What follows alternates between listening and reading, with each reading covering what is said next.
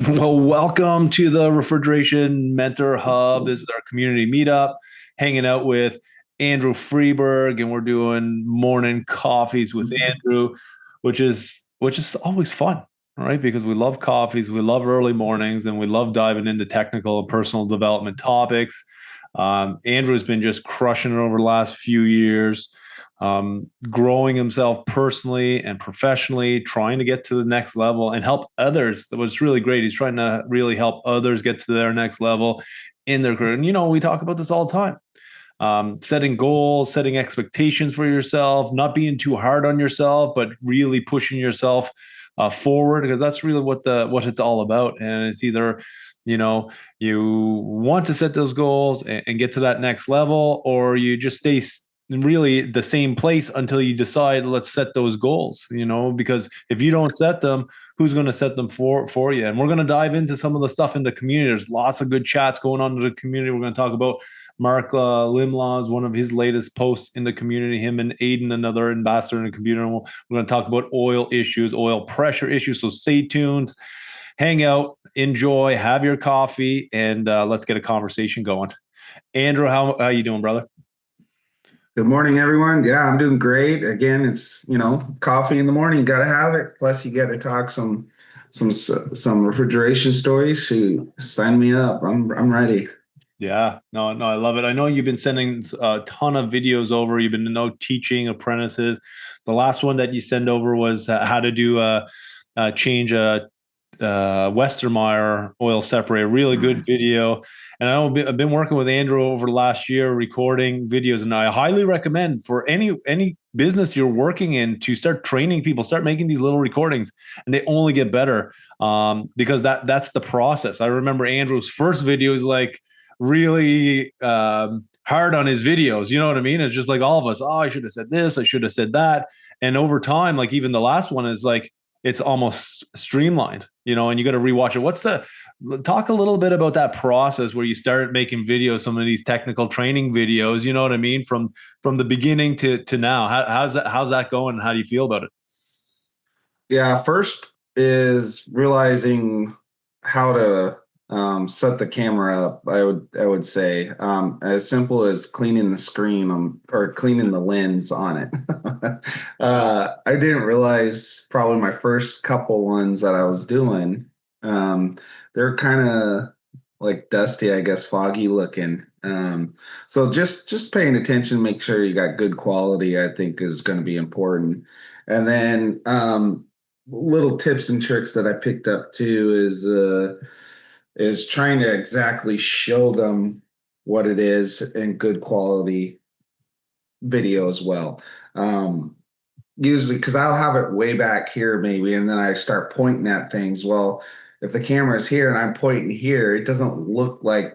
So I try to have that camera in front, and then I actually will follow it now with my finger. So if I'm trying to show them exactly what it is, so it's just you just rewatch it yourself, and then you're gonna pick up things.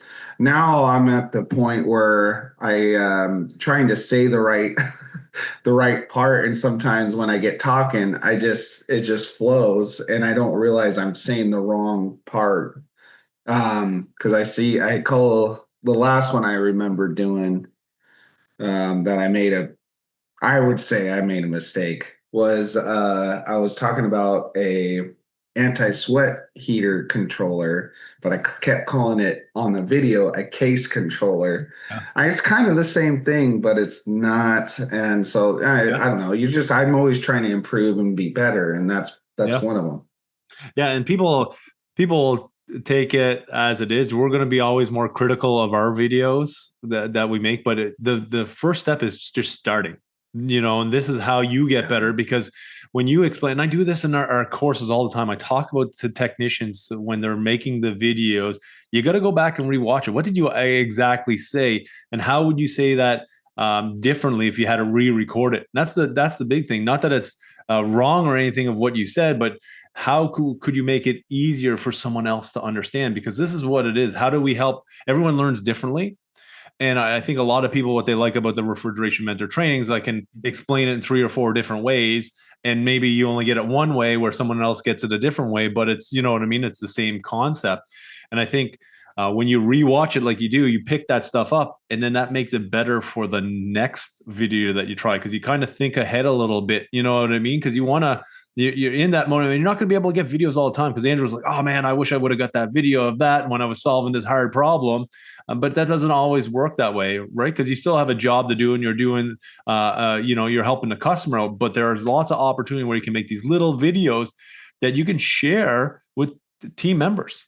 You know what I mean? Or share with other people in the industry. And that's what we do here at Refrigeration Mentor, and as well in the community, is making these little videos. So those of you in the community, continue to do that. The ones that you're adding little videos and pictures of stuff, because this is how you get better. And then how you would explain it to someone that's you know, explain to a third grader, like they say, you know, explain to your kids so your kids can understand it. And that's, I think that's where you get better and better at making videos. What's some of the next steps that you're taking for your video creations, and some of the things that you're thinking about doing? Yeah, so I actually got a better, I guess, camera on it. So the pixels should be even more clear. That is one of the latest updates that I've got for now. I definitely want to get a stand, because I'm always propping it or putting it on something to hold it, and then I'll grab it and move it with my hand. So that would be probably my next step, is to get some sort of stand. Like a folding tripod, I think would be pretty Yeah. sweet, where you can adjust the legs certain length. But I want it like, 4 or 5 feet tall, just because a lot of the stuff I'm working on is right here, especially now that I'm on the EMS side of things. So not in a little, I used to have a little small one, like I kid you not, less than a foot, right? And it did its job, but Yeah. it's not working for me anymore. So Yeah. Yeah. And that's the thing. You gotta really just look at it. When I started making videos, because I was like, you know, I want to make videos. I was always intimidating. My voice sounded weird. Did I do it right or wrong? Criticizing, you know, myself, like, oh, I should have did it this way. They're not going to understand it that way, because we're always trying to do it to help others. That's why I make lots of these videos. Is that if I can help one person, that video is a goal of mine. You know, a lot of people are like, oh, I'm looking for 1 million views or 100,000 views. That's not for me. If I can affect change in one person and help them, that's my goal. Because I see lots of videos out there that are 100 views. I'm like, I'm thankful that 100 people were taking the time to watch that video, and hopefully that's helped them, and they share that knowledge with someone else, because this is what the community is all about, and this is why we do this stuff, is to help you guys out there to be a little bit more proficient, really to want to be better tomorrow and want to help other people down the road. Because I know there's lots of people that hold their information close to their chest, and that's fine. That's okay, but that's not what we do. You know, we want as many people to know the information. We want them to be professional. We want them to go out there and learn new stuff and share it with us, so we can continue to learn, because this is a ever evolving industry. yeah, no, I totally agree with that, Trevor. I mean, when I still come across things that I don't know. So I have to rely on, tech support or another technician that's seen it, done it. So with this trade, I mean, if you got somebody that you feel like you can rely on when you come into something that you get stuck, or you get, well, it's a complicated situation. It doesn't even necessarily needs to be technical. It could be, the customer might be upset and you just need some guidance or some help how to deal with it. I think it's important to have those contacts in your hand when you need it. It's because it's hard. This trade is hard. We got to know so much, and then on top of that, we got to deal with customers professionally. So no, I to put, I guess, my 2 cents on that is, yeah. So my goal is to, if I could help, I'm going to. I was able to help some actually community members on here. I went to Fresno and helped with the call down there, and that was fun. I got to teach some CO2 stuff. I love CO2, so I got to go over there it was an advancer rack.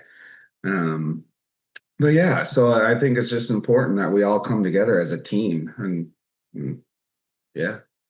And that's what's really important to us is really helping the community out there, helping you be better, because um, it is something that does take time, but you can reduce that time by working together, Yeah. and it is hard until you start working together, working as a team, learning. Like when we started out 20 years ago, it wasn't like you could just jump on a community and start to learn, or you go on the internet, even trying to find a tech support number. That was difficult 20 years ago, though, just to go find that number. You needed to know someone who knew that number. It wasn't like you can just go search a manufacturer's number very easily when the internet was just starting. And now the things that are hard, you can learn them a lot faster to make them not hard. And one of the big things I do a lot of trainings, if you keep telling yourself it's super hard, oh, this is hard, hard, hard, it's going to be hard for a lot longer, then it's hard for now. Just getting that mindset, it's hard for now, but it doesn't have to be hard forever. Continue to talk. I know when we talk about this all the time, it's like driving a car for the first time is harder, or a truck. It's hard. You've never done it. What pedal do I push? Is it a standard or an automatic? I remember learning on a stick shift, and it was like, oh man. So, I used to say, oh, this is hard, and then I stall out or whatever. But no, it's just you practice at it. And that's just like the refrigeration trade. You practice at it and you get better. And that's why the community is thriving the way it is, because people want a sense of community, and they want to share their knowledge. A lot of people in the community want to share the knowledge, which is so, so good. I love that stuff. Let's dive into. Yeah, I go ahead. No, go ahead, Andrew. No, I do think it's important to share when you come across something that you find that might be unique, because if you find it like it's helpful or you come across something, I think it's important that you share that information too. Get a group chat going with your work crew. I mean, I have that going too. And then if I find it beneficial for the community, I always put it on the community. It actually, what kind of, I had a situation, well, it was actually I put a video on there. It was the door anti-sweat heaters. And I didn't realize so I've been training another technician. And to me, I didn't even think about, how difficult those case controllers can be, because I've dealt with them time and time again. So I don't even really, yeah, it just doesn't Think come about in. it. And then, yeah, and then that individual was asking so many questions on it. I was like, this is a perfect video then, to talk about frame heaters and the kit that I call it the case controller, the anti-sweat controller. So yeah, it's just important to share that information. But I guess what I was getting at is, sometimes you get to a point in your career, and you start doing stuff over and over, you forget how complicated it really is. And it's just great you could share that knowledge with other techs. And so it was really neat to see how I guess that knowledge he was gaining just by me being there and showing him how to, I mean, even just to take out the little plastic clips around the frame so you can expose it, and then putting it back together. So he was having a hard time putting it back together, and I just grabbed a screwdriver and just kind of did a little tap on it, and that popped right into place, these little, yeah. And he's like, that's all I had to do. I was like, yep, you don't have to bang on it with your fist or try to push on it so hard. So just little tips and tricks like that it was a pretty cool thing to show him. So Yeah. And this is the big thing. You did the heavy lifting. You know what I mean? You spent the years and decades on trying to do this, and you failed and you got better. And now you're able to show this person quicker, faster ways right. of doing it. And then getting them that confidence a lot quicker. than if they would have struggled. And because there's lots of people out there say, no, I like to see them struggle, or, they give a go at it. But sometimes it's better to show them the right way the first time than letting them struggle. And I don't want to see people struggle, because I struggled enough. You know what I mean? There's lots of other struggles out there. There's lots of other struggles out there. It shouldn't have to be the technical side of it, because the technical side stuff is not really hard if you have someone coaching you, mentoring you, and just showing you the proper way to do it. Yeah, 100%. I agree with that totally. Yeah. So let's dive into this post. I didn't get to see it until this morning. It looks like yesterday it popped up from Mark in the community. But he's like, I got a core sense oil pressure alarm trip today. Cleanup was pretty dirty, pretty low net pressure. And is there adjusting sequence to these? So great question, Mark. That was awesome. So he put a shot of his net oil pressure, and it looks like it's less than 5. So no wonder that was tripped off. Mm-hmm. And then he shows I'm pretty sure this is this picture right here of the sensor going into the 4-cylinder compressor is after it's cleaned. I'm pretty sure after it's cleaned, because that looks pretty clean to me right now. How about you, Andrew? You think that's pretty clean? Yeah, I've seen them where you can't even see that screen. And if you can, it's barely, and it's black. Yeah, exactly. So what do you use to clean it with? So when you're cleaning those, I don't know, maybe I'm wrong here, but what I use is a brake cleaner. Yeah. And then, but I remove the O-ring, right? So there's on the very end. Can you move that cursor? Yeah, right there. That O-ring. I don't like to spray that with anything really, because that if you don't have that, or if it's damaged or cut or whatever, it's not going to read it at all. So I take that off, and then I use the brake cleaner. With brake cleaner, it is a solvent. You have to make sure that is completely dry when you put it back into service, whatever you use. But brake cleaner is my go-to. If I don't have that, I will use electric. I think it's called electric cleaner. No, that's not right. But it's kind of like brake cleaner, but it's not. It's less intense, I would say. But yeah, that's how I clean it. And one thing about the gasket that's on there, and you'll see this on other manufacturers as well that are testing or checking the net oil pressure this way with a sensor style, is that if this is off, or like Andrew said, it's cut, the sensor won't read the pressure, but you'd put your gauges on it, and you're still going to be reading net oil pressure, because your pressure of your pump is still going to be higher than your crank, which you check. But if this is not on, all of a sudden that sensor thinks it's zero. There's no pressure differential, and we need that 30, 40, 50 PSID or 3 bar, you know what I mean? Pressure differential across that sensor controller. Oh yeah. Yeah. I mean, it's doing its job. That's what it's supposed to do is if it senses no oil pressure because that little tiny O-ring right there is missing, it's going to shut it off, even if there is perfect net oil pressure. Actually, we should probably talk about what is net oil pressure. I'm sure might be some people here that don't even know what that is. Yeah, that's a great point. Why don't you start off? And look, this picture from Mark, great job, Mark, is a perfect setup on how to check your net oil pressure from the pump to the crank. But why don't we dive into that? I see. Yeah. So net oil pressure is the difference between your oil pump pressure and your crankcase pressure. Just like what Trevor said, Mark did a great job here. It's hard to see the crank, but he has the cursor right. The cursor's right there with the little pressure transducer for his gauges. But yeah, that's what you do is you check your oil pump pressure, and then whatever that is minus your crankcase pressure. And that difference is going to be your net oil pressure.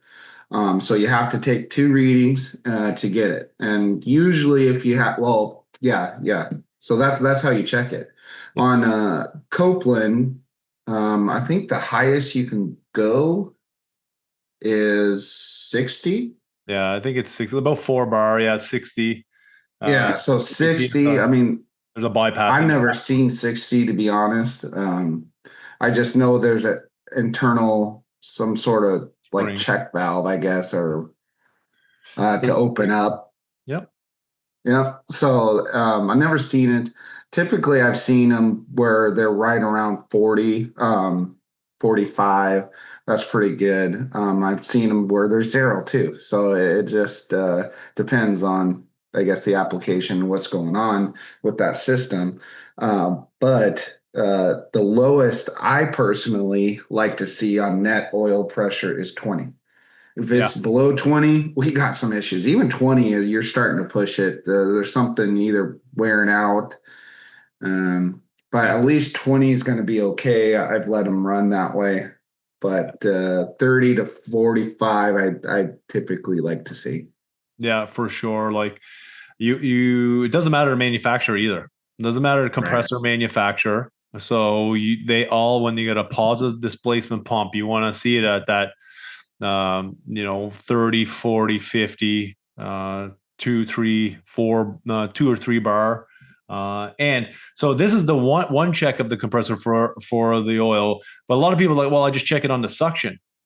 If you check it on the suction, you're missing what's happening in the screens, the suction screens of that. Because in most compressors, at the end bell, which is on the suction side, you're going to have multiple screens in there to protect that stator, where dirt, copper, things can come back and really damage or cause a short in that compressor.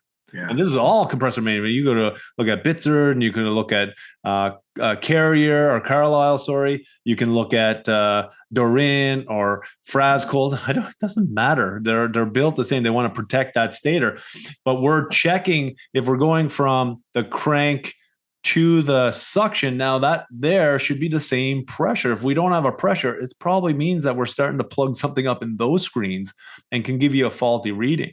As well as when you're checking for on a supermarket application, your OCV.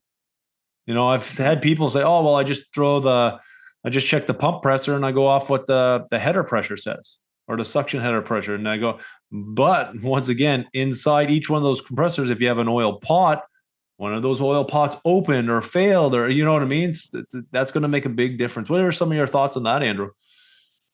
Yeah, I mean, you got to check the source, and the closest to it is where Mark. Yep. Is this Mark hooked up to?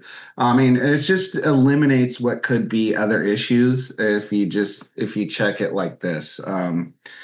So I mean, this is exactly how I check it. I actually I have a story on this sensor, this Yeah. Centronic sensor that. So when I first started, I remember where everything was mechanical. Core Sense wasn't out yet, and then we started getting Core Senses and starting to get started to come up into the industry where at least where I was at. And then I had a unit that would and it was a R22 low temp rack. I'm pretty sure it was still R22. Doesn't matter. But what happened is that I was checking everything. So it had a oil float on the side of the compressor, and they have a screen. So it was just randomly would trip off on oil pressure. But when I hooked up, just like what Mark did here, I'm at 35 net oil pressure. The core sense is running fine. But when I go home, it will trip out. So there's a couple things I like to check. Well, anyways, needless to say, I started checking everything, but I did not know that there was a screen on that core sense sensor, and that was the dirty part. Was right there. So I pulled the screen, cleaned the screen underneath on the very bottom of the compressor. There's a pickup screen, so that was dirty as well. So I cleaned that first and went about it. But what really got me was that screen on that core sense. So it's super important to know that it's there. And if you don't know, that's where the struggle comes. And that's what I guess what we're trying to eliminate is that unnecessary struggle to find a screen on a core sense sensor. But it was a great learning moment because I never forgot it. Yeah. And there's lots of different ones out there. So like Copeland started, I think it was the Centronic, and then the Centronic 3, then Centronic 3 Plus, and then the Corsense, and then Corsense Diagnostic. So they got a whole list of it. But there's other ones out there where it's a Danfoss oil failure control, where you put you put the controller right on here on the pump pressure, and then you put it on the crank. So it's all done not through a sensor, it's just done mechanically. And Penn has those ones as well, mechanical ones where they inside them they're set to trip off at the similar pressure as these sensors here. So it's just different strategies by different manufacturers. So sometimes you'll see these ones, sometimes you won't. Okay, and then when you check it on, let's say, a Bitzer compressor, we don't have a picture of that, but sometimes they have a plus and minus at the front of their compressor, where plus is the pump pressure, minus is the crank. So you put your two gauges on there just to test it easier. It's a little bit easier on those ones because the two access fittings are right at the front, instead of having to go in down on the side underneath the side of the compressor. But either way, doesn't matter. You got to do it, check it the right way. And we can dive into a little bit of Aiden was helping out because he asked, like, is there any real adjustments? And Aiden does a great job. Like, no, we don't really need to make any adjustments. It's you gotta check the oil pot inlet screen and check the pickup screen also, just like you just mentioned. You know what I mean? Like that pickup screen inside that compressor could be plugged up. And is it a high pressure oil system or a low pressure oil system? So this is important to understand if you're out there. Great job, Aiden, on that. Because are you using like OMBs, OMCs, or some sort of electronic oil control? Could be OM5s or Trax oils, or do you have a standard mechanical oil pot? So it all depends on the type of system, because that will give you Aiden an idea of what other parts and components, because he just knows these systems. If you're brand new, you probably have to go and look what a high oil system is versus a low, but usually it's the mechanical oil pots or electronic ones. They have solenoids. And here he takes a good screenshot showing the difference between, like, a Y825 and Y1236. We talk about this in our supermarket programs all the time, diving into this, because oil management is super important to understand, and what type of control do you have on it. The Y825, I'm pretty sure I was told it was built for Hussmann, usually painted black. Yeah. Yeah, a lot of times you see them playing, and I didn't even know this stuff. Honestly, when I was in the field for my 8 to 10 years, like, I've heard about it, but I didn't know, because nobody teaches that a lot. It's more known now, you know what I mean, over the last 5-7 years. But when I was first starting out, you didn't get that. You didn't have that as much. And then talking about oil lines, leave oil separate, oil filtered, and manual isolation to OMB. Do not see a differential valve on this one. So Mark sent the P&ID, which is great to walk through on looking at it. And I don't know if we can zoom in here. We can't really zoom in, but this P&ID, we talk about this in every one of our training programs. And I know when Andrew first started taking some refrigeration mentor courses, this is what we were going through. And he was the first one to respond back in the course. Like, you were top notch of the very first CO2 course you took with refrigeration mentor. It's like, this is golden. Let's walk through this again. Let's go through it again. And you know what I mean? And start following the path. And now this is a staple in the industry. It doesn't matter what system you're working on. You need to get the P&ID, the electrical wiring diagrams, the IO schedule when you start to get into controls, and the refrigeration circuit schedule. How does that help you go diving into this stuff, Andrew? Amazing. I wanted to comment on this because I could see we were going down this path. P&IDs is total game changer. I noticed them before, but I didn't put any thought into it until I took your course. And then I realized how much of a game changer these can be. So huge, totally huge. So if you don't know what these are, just pick one up at the store, whatever store you're working at, and go through it. It's like I said, it's a game changer. You don't have to follow the pipes yourselves. It's right there. The whole entire system other than the cases out in the sales floor, is right there.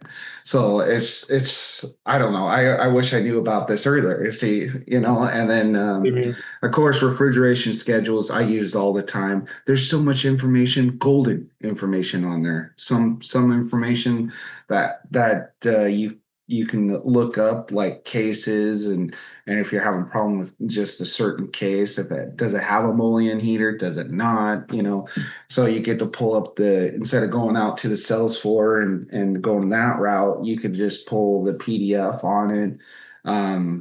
It tells you about heat reclaim. I mean, there's so much information. So if you don't know what those are, take the time to, because it'll really help fast track diagnosis in the store on any of these type of. Yeah.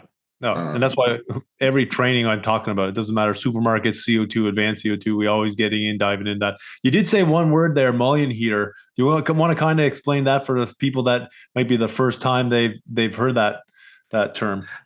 Yeah. So I guess the story comes in here. I was working on a grocery store, and my cases were just sweating all over the place. So I'm like, man, maybe the Mullion heaters have burnt out.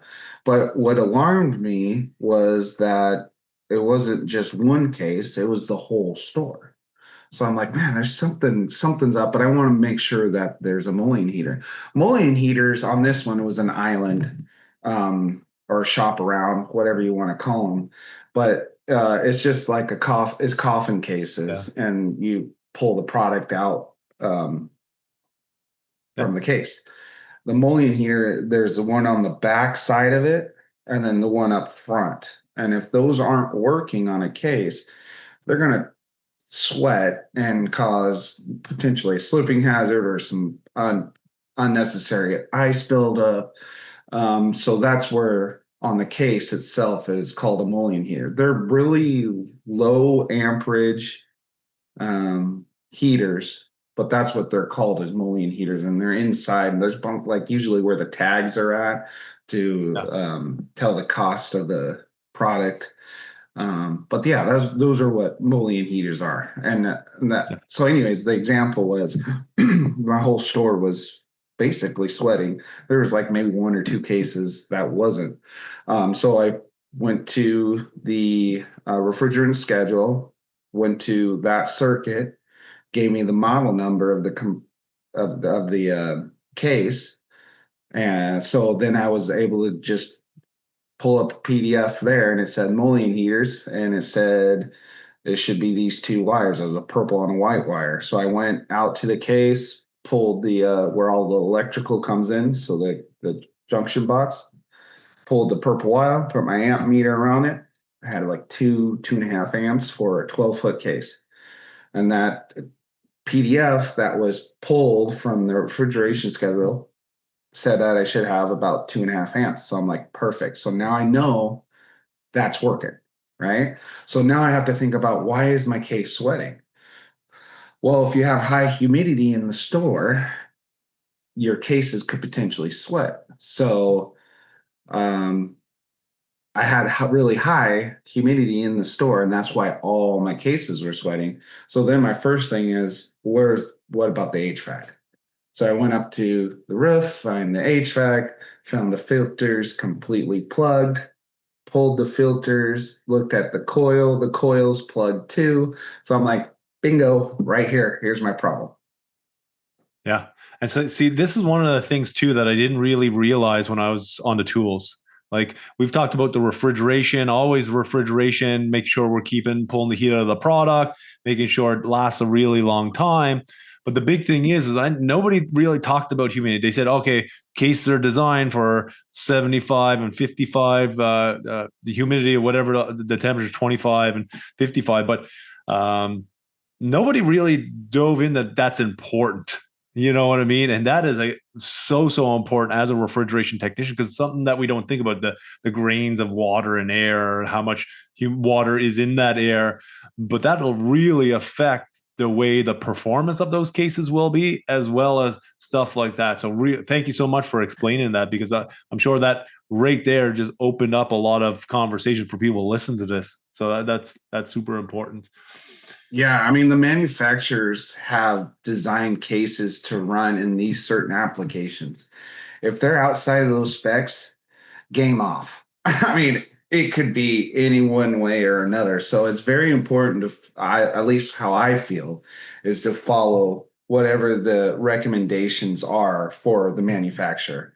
Um, and the only way you're going to know that is pulling the PDF on that case or whatever you're working on, but is to pull that and read what they have.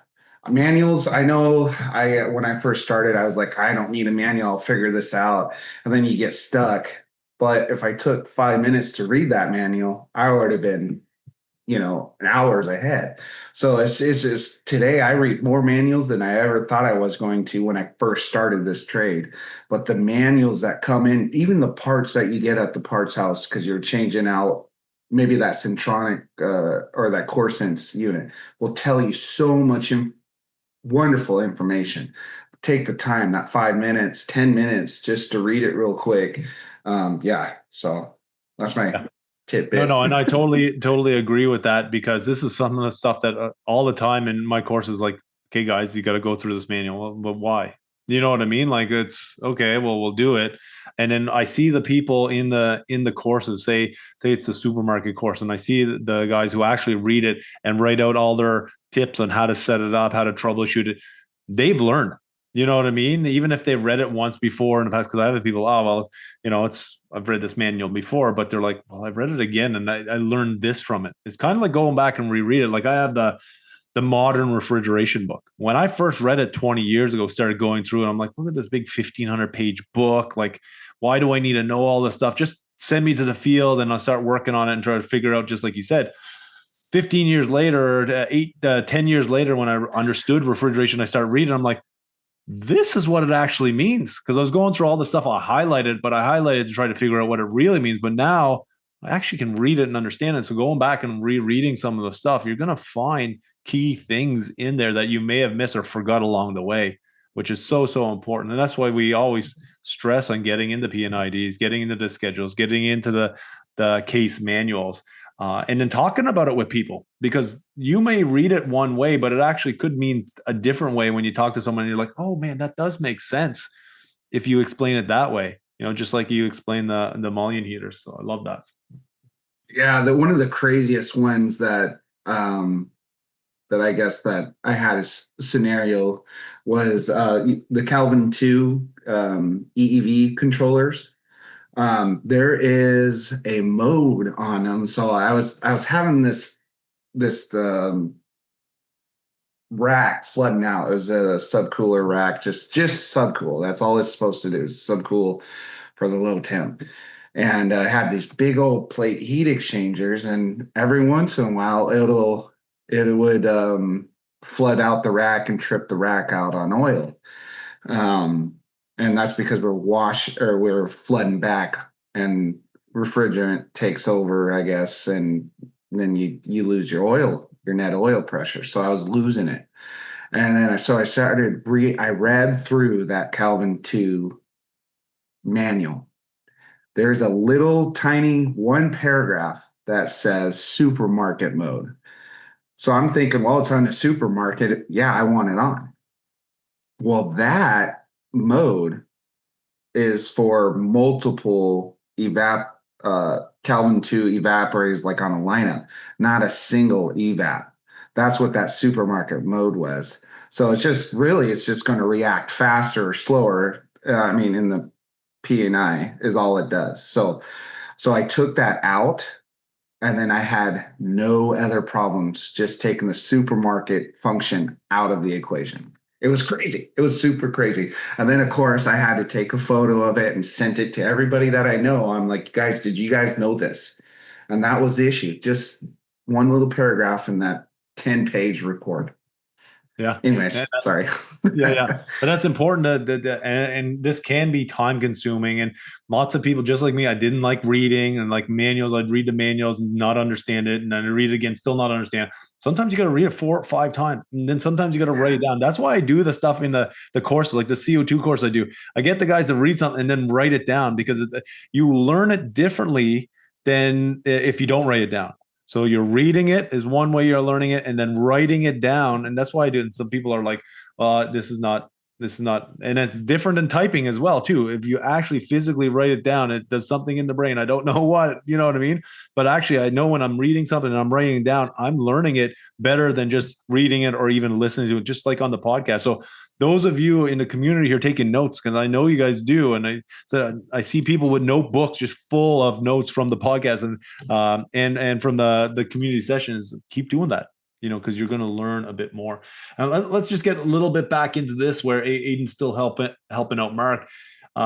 He talks about checking the oil separator pressure, the pressure drop across the separator, which is really, really important to understand your oil at the very minimum, is checking that. And when we're in a training program, when I do a training program, you've been in them many times, is I want the technician to go out and do exactly what Mark just did right here, is go and actually put your gauges on and check the pressure differential custom, because he doesn't really dive into that. He says, never really had to dig into oil issues this deep, which is fair, because you could be doing this for 5 or 6 years and not ever get a call like that. You could be, you know what I mean? Like, you might be just doing fans, and you're washing out case. You might get the odd call once a year when you have a major oil issue, because you might be doing HVAC, you know what I mean? You might be working on heat pumps at the same time, boilers. I've done it all. Like, even working for a supermarket company, I was still working on other equipment. Just like Andrew said, he went up and he worked on the RTU, or the air conditioner, while he's doing the refrigeration call. So this is you might not see these all the time. And then what did Mark do? He actually went out and checked the pressure differential. We can see here 182 psi, 182.9 psi, and 184.3 psi across that separator. What's that look like to you, Andrew? Does that look good, or is that bad, or what? No, that's great. No concerns there. Yeah.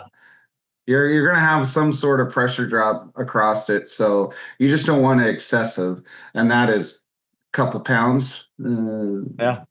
Yeah, less than a couple pounds. I like it. Yeah, let's go. Perfect. That's great. Yeah, so this is great advice Aiden's given to Mark, and he's going out and actually doing it. This is what you need to do. And if you come into a refrigeration mentor training program, this is how you learn. You come here, you chat just like Andrew is doing when he's doing the trainings for Refrigeration Mentor, or sharing knowledge. You got to go and do this stuff. So he went out and did it. And now Aiden knows that, okay, well, it's not the separator that's running into this oil issue. Now we know it could be something else along the way, because that's losing that net oil pressure, and then you're going off on your oil failure control. And the big thing is if you have 0, that's really bad as well. 0 means that your gasket has failed, the separator itself, if it's coalescent anyway, if the coalescent has failed. And then if it's at 20, 15 or 20, then it's really plugged up. So, and that, or 1.5 bar, we'll say, if you're doing an in bar. So you want to check that. I think it's 0.5 bar maybe, or 0.2 bar when you're doing a differential across it, if you're doing different units. So I just want to make sure for all the people using bar. And so like that's okay. Do you have an oil pot? No, it's a OMB. Is it a scroll or reciprocating compressor? See, he's asking these qualifying questions. And this is what you need to do as a lead tech, or even another technician, before just shooting answers out. This is why Andrew does this all the time too. So you need to have all these lead generating questions to get answers to, because you won't really know how to properly help troubleshoot, because I've done a lot of troubleshooting in the day, unless you have actual answers, and not just like it's good. Yeah, it's okay. No, what is the actual numbers, where Mark just supplied him the numbers for the separator, for an example. And then he gets into, did you check the oil pickup screen? No, I was going to do that. That's the next step. So Mark already knows, but this is the conversation that you need to have. What's your thoughts on this, Andrew, on the way this is going on in the community? Aiden's doing a great job here. This is exactly how I would tackle this. Really, it's a process of elimination. What we're doing, we got to check this to see if it's good or bad. But the important thing here is knowing what is good. If you know what's good, then you're going to know what's bad. If not, you're just going to be spitting out numbers. And if you don't have guidance like Aiden's doing here, you don't know if that is good or if that is bad. So it's great that I love this stuff. I mean, Aiden is perfect, right on. I love Mark bringing it to attention here because guess what? I guarantee you, it's not just Mark running into these issues. I was there at one point too. So this is fantastic. So great on you guys. I love it. Keep it up. Keep them coming. Yeah. And that's it. So if you want to learn more about the community, go to refrigerationmentor.com/the hub and get some support like this and share and grow and try to get better, because that's what we want in the community. Andrew is a huge fan of sharing, learning, and getting to the next level. And that's some of our technical stuff that we want to talk about. One of the things that I want to get in today too is like at the beginning, we're going to change focus a little bit, is on goal setting. And goal setting is so important for me. Over my life, I've set goals, and sometimes I forget about them, and then all of a sudden I accomplish them. And sometimes the ones that I really focus on and push really hard, it may take a lot longer or a lot shorter time to get to. But as long as you have those goals you want, they may change over time on what direction you want to go, but you need to have goals. Do you want to spend a little bit of time talking about what you've been doing over the years in your either personal life or in your professional life, working towards goals, and why is it important to you? And then I'll explain my background as well on it. Yeah. So I think goals are important for your career, your personal, if that's the route you want to do, whatever it may be, goals are important. That gives you a step on what you are trying to accomplish in your life. For me, when I was just jumping into refrigeration, life per se, back when I was a young lad there, I didn't really thought about goals at all. So I was kind of running wild, so to speak. I didn't know where I was headed, what I wanted really to do. I knew I had a job to do, but I didn't really spend the time to do that. Now that I'm older, I realize how important goals are, and not just, long-term goals or short-term goals. You got to have a mix of both, and then how you're going to get to those steps. So for me, I got on my phone, I put on my notes goals, and I go through that every single day. I just like to look at it and see what my goals are. But I have a mix of both short-term goals and long-term goals. And it could be, it doesn't matter what it is. That just gives you a guidance on which route you want to take on and what's important to you. Because sometimes we get lost. I mean, you get going with kids, wives or whatever it may be. You got work stress. I mean, and you're just living day by day. And so it could get overwhelming. It does get overwhelming. Let's get real. I mean, Yeah. no one knows really what you're going through. So it's just having a guidance on your goals is super important. And having them is really the first step, is having what's important to you. So again, I do short term and long term. Some of the short terms could be as simple as, I'm going to make sure I smile more today. Yeah. And that could change not just your perspective, but that could change the person that you smiled to's perspective too on that day. It's amazing what just one little smile can do, in turn, not just your life, I guess, or your situation or whatever you guys are going through. If it is anything, maybe it's not. So, but goals to me, I think, are important just because it gives me a guidance of what I can do to improve myself. As far as professionalism goes, I'm always pushing myself to be better, to know the next thing. So for me, I'm doing as much as I can, as far as gaining more knowledge, more and more knowledge. Recently, as I'm sure you guys know, but recently I just took over the EMS stuff, and it's crazy how much I have learned in that little bit amount of time since I just swapped over to, I guess, that position that I'm in. And knowing so there is some things that I don't know, but I come across that I'm like, man, I need to know that for the next time. And it may not, what was it? It was on a Dan Foss on the Landworks network. I have no idea. I just know it's there. I know that's the communication port, but I don't know truly what's going on. So that's my next adventure that I'm going to do as far as growth in my career. I'm always pushing myself to do better. Yeah. Yeah. I love that. And that's one of the big things too. So if you're, I was listening to a Robert Greene podcast today with Diaries of a CEO, Stephen. I can't remember his last name, but I read a book from Robert Greene called Mastery. And Mastery talks about an apprenticeship. You know what I mean? Apprenticed. And how apprentices work back in the day, blacksmiths and stuff like that, to what it is today. Because that's what we are. We, like in refrigeration, we are apprentices. We're trying to learn from someone else or other people to get better. And he was saying in the podcast today, like some people are that, you know, if they don't set goals, like especially in your early 20s, if you're in your early 20s, this is a perfect time to start setting goals, because I enjoyed my 20s. I had a great time. I traveled the world. I was doing starting refrigeration, didn't really know what was going, but started making really good money. And then my 30s come, and then my 40s come, you know what I mean? And so sometimes I look back, it's like, well, I could have did a lot more. It was a lot of fun. I had a lot of fun, but then I think, like, well, I did set some goals and I did accomplish a lot of goals, but because I set those goals, you know, and I didn't, you know, back then I didn't really have anyone tell me, Trevor, you should be setting goals. You know what I mean? You should be focused on personal goals, professional goals, financial goals.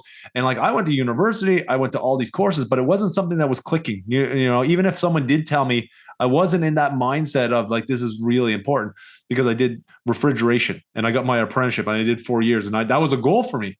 But I didn't know I was actually setting a goal at that time. It's like, oh no, I know if I could get my apprenticeship, I can make up to $50 an hour, $60 an hour, wherever I'm at in the world. You know what I mean? As long as I find the right company and the right job and look for the right people and solve the right problems.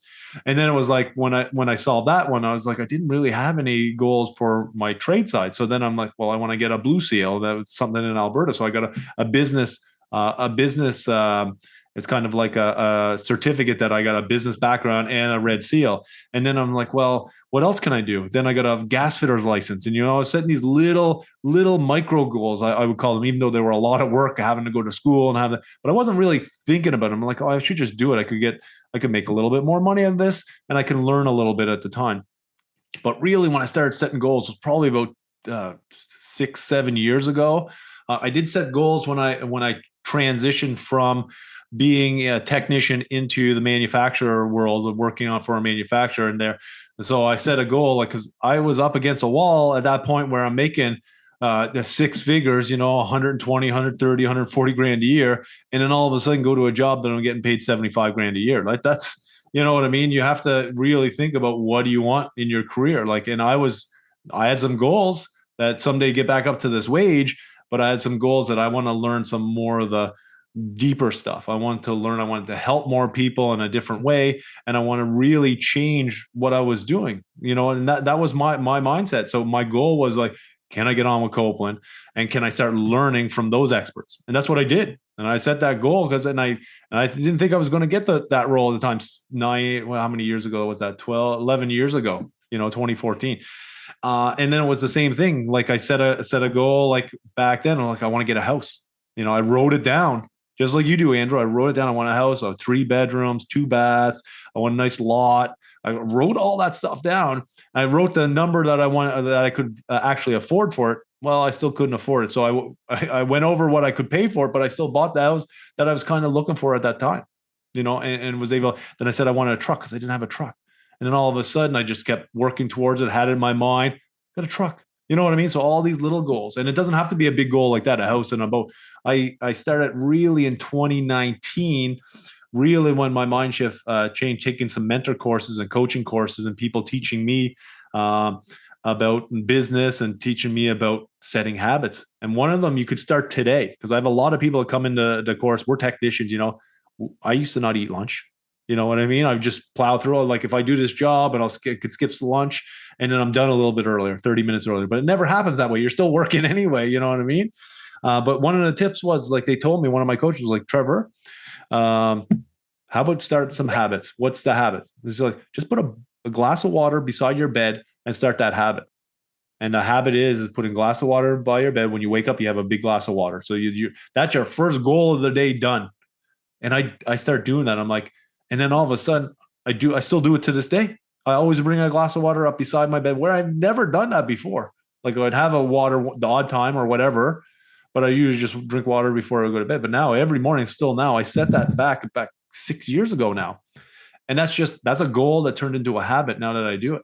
And then I have lots of people, the same thing, setting the goal. Like I want to have lunch like 3 days a week. Just say one day a week, I want to make my lunch and take it to work with me. I want to eat something healthy instead of eating burgers or just drinking coffee or whatever. You know what I mean? We got to take care of ourselves. And I think that health goals are so, so important. So I was at the gym at 5:00 this morning. You know what I mean? I got up at 5:02, and was because my kids woke me up earlier, but they still got up before the alarm and head to the gym. But I think that's so important for us, because we do a physical job, but it's not like exercising.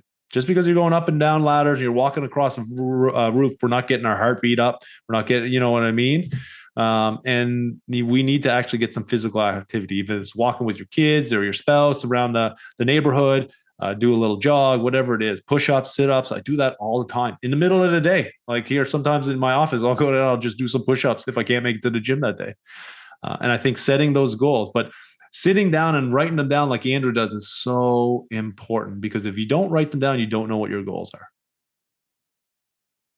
Yeah, I agree. It's, you just gotta set some goals, and then that gives you a guideline of what you want in your life, what you want to accomplish.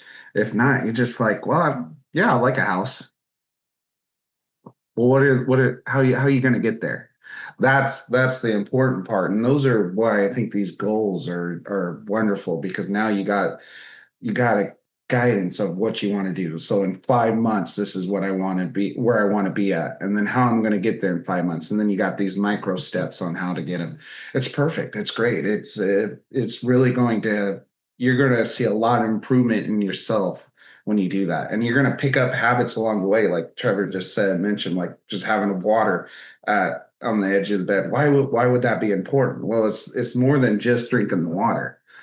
That's the start of making sure you got a right path for health reasons, but also discipline of making sure you are getting it ready in the morning or before you go to bed. And this just helps you complete goals. Yeah, and I totally agree. And this is something that I've got so many different podcasts out there talking about goals over the years. And it's still something I really believe in, because this makes a difference. Because when you reflect on some of the things that you wanted and where they are today, and like I said, maybe those goals change, but it's so much easier if you have a target than if you don't. You're just drifting. Like I've heard so many of like Arnold Schwarzenegger's like some of his talks and stuff, and that's what he talks about. And you're on a ship, but you have no one guiding it. Where does the ship go? Who knows? You know what I mean? It's just, if you have someone there and they say, okay, I'm going from point A to point B, and you're guided the whole way. Well, this is yourself guiding you to whatever those goals are. And so one of the things here's one thing that I'll leave you all with. So for say a professional goal, you're in refrigeration now, you're in supermarket refrigeration. This is what we talk about in commercial refrigeration. Set a goal, and don't make it too difficult at first, because it can be overwhelming and you're not going to do it. But it could be over the next month, I'm going to read just one technical manual, whatever that equipment you're working on. It could be a case controller. It could be on a compressor. It could be on an EPR, whatever. It doesn't even matter. You know what I mean? So just do some research. Now we got AI. You can go in and start learning from AI. I do this all the time and learning, and then go to the source and then find out that source and then read that source. So just say, I'm going to search one topic this month for the next 12 months. Write down the topics that you want each month. So I want to learn about a little bit about, we talked about oil management today. So I want to learn about a separator. That could be 1 month. Next month, I want to learn about the flooding valves, holdback valves, and that could be the next month. And just do this. And over 12 months is going to go by anyway. You know what? Either you're learning it, and you're spending this sometimes on goals or not. The time's still going to go by. So if you set yourself up with goals, just like Andrew does, just like I do, it'll be a little bit easier. I'm not going to say it's going to be perfect because there's lots of goals that I miss. You know what I mean? But I don't give up on them. I keep going for them. And then there's lots of goals that I change that I'm like, okay, I did want that, but that's not me anymore. And your goals can change. But it's reflecting on that stuff. Andrew, my man, any final thoughts for the community? Keep grinding, and then come to the community. If you come across something that you don't know, throw it on the group chat. Like we got that conversation that we talked about today. And I guarantee if you've got a question on it, somebody else does too. And that's what we're here. That's what we want to do. This is what we have going on is to help you guys out on these calls. So, so bring them here. I guess that would be, and hopefully you enjoyed your coffee today. Yeah, man, that was beautiful. Thank you so much for taking the time to come and hang out with us in the Refrigeration Mentor community. And if you're listening to this on the podcast or in the community, give a shout out to someone. Say you're doing a great job. Like if you have someone, a technician you're working with, an apprentice, a journeyman, a service manager, even dispatch, and they're doing a great job, say thank you for the work that you do. Because that's important. That goes a long way. Just like Andrew said earlier, a smile could change someone's whole day. Looking forward to seeing all of you again. And as always, let's get a conversation going. Thank you, Andrew.